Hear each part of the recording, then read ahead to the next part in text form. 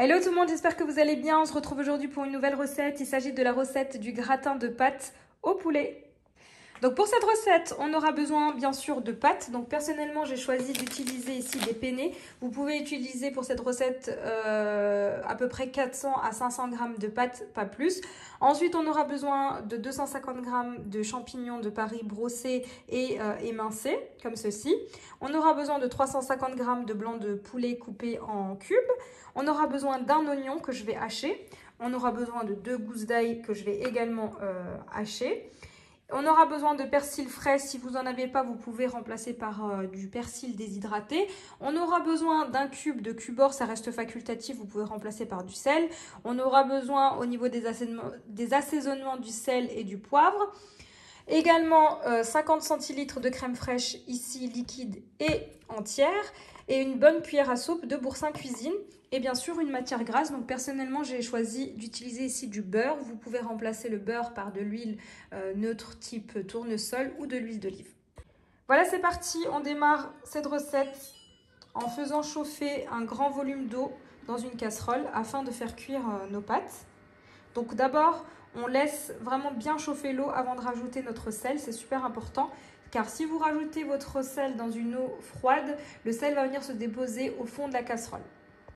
À côté de ça, je fais fondre mon morceau de beurre avant de rajouter notre oignon qu'on va hacher. Voilà, donc je viens m'aider de mon hachoir pour hacher mon oignon.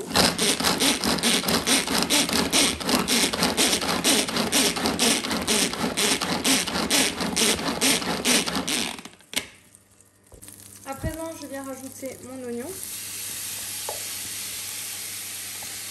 Et je viens également hacher mes 2 gousses d'ail.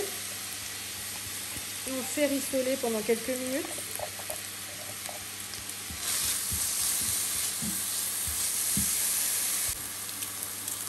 Voilà, je rajoute mes 2 gousses d'ail.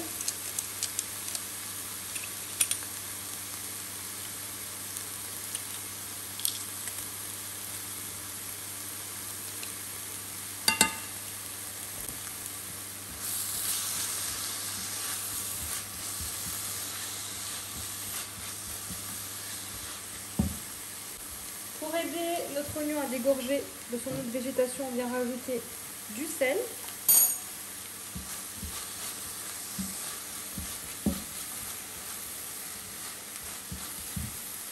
À présent, je vais rajouter mon blanc de poulet. Je vais venir émietter mon cube de cubord. Donc à l'intérieur de l'emballage, il y a deux petits cubes, hein, vous mettez les deux.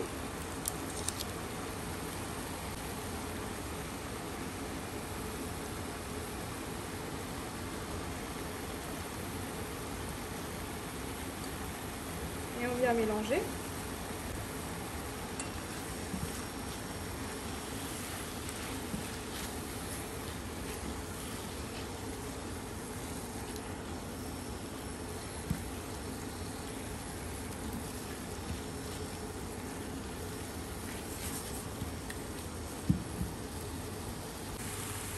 Voilà, on commence à voir les premières ébullitions de notre eau. À présent, je vais venir saler mon eau, donc avec 2 bonnes cuillères à café de sel.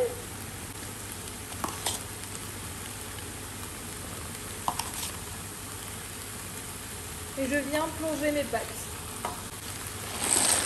Et donc vous chronométrez. À côté de ça, on vient remuer notre poulet.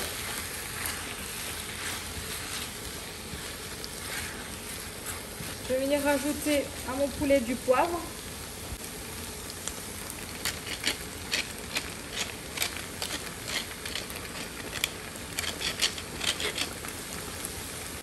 Et mélanger.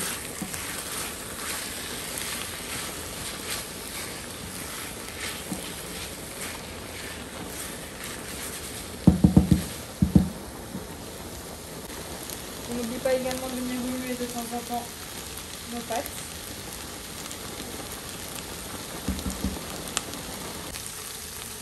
Une fois que votre poulet est presque cuit, on vient rajouter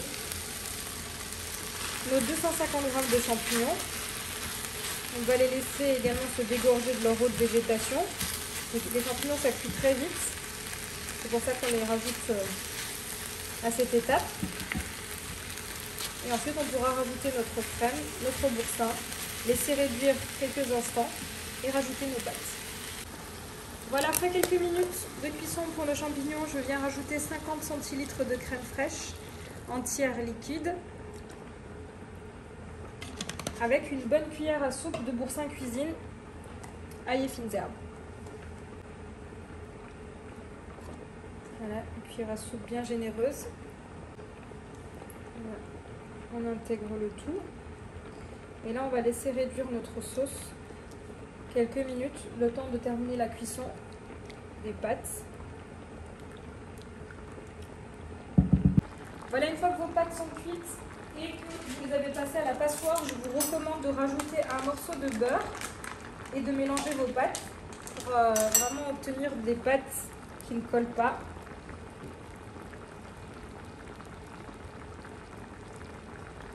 Voilà. Et une fois que notre sauce aura bien réduit, on va rajouter du persil frais dans la sauce. Et ensuite, on versera notre sauce sur nos pâtes. Et il ne restera plus qu'à verser le tout dans un plat allant au four. Voilà, à présent, je viens rajouter un peu de persil directement sur mes pâtes. Et un peu de persil dans la sauce.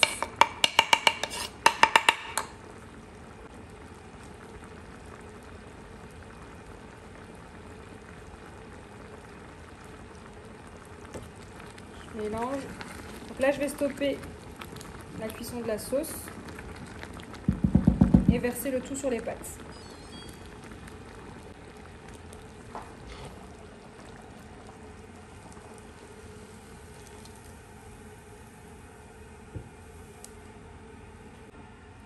Voilà. On mélange le tout avant de verser le tout dans un plat allant au four.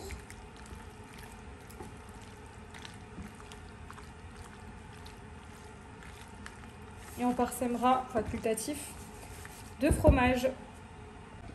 Allez, c'est parti.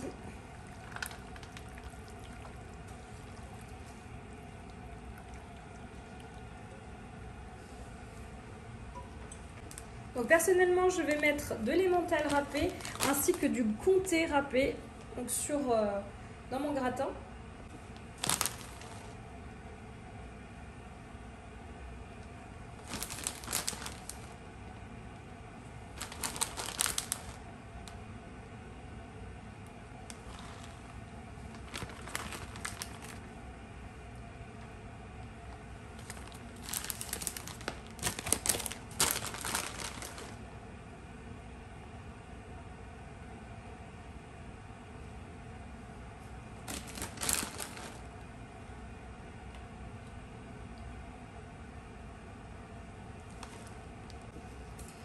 Voilà, c'est parti dans un four préchauffé à 200 degrés pour 10-15 minutes en fonction de la coloration de notre fromage. Et voici, cette vidéo arrive à sa fin. J'espère que vous avez aimé cette vidéo. N'hésitez pas à me laisser un commentaire et je vous dis à très vite pour de nouvelles vidéos.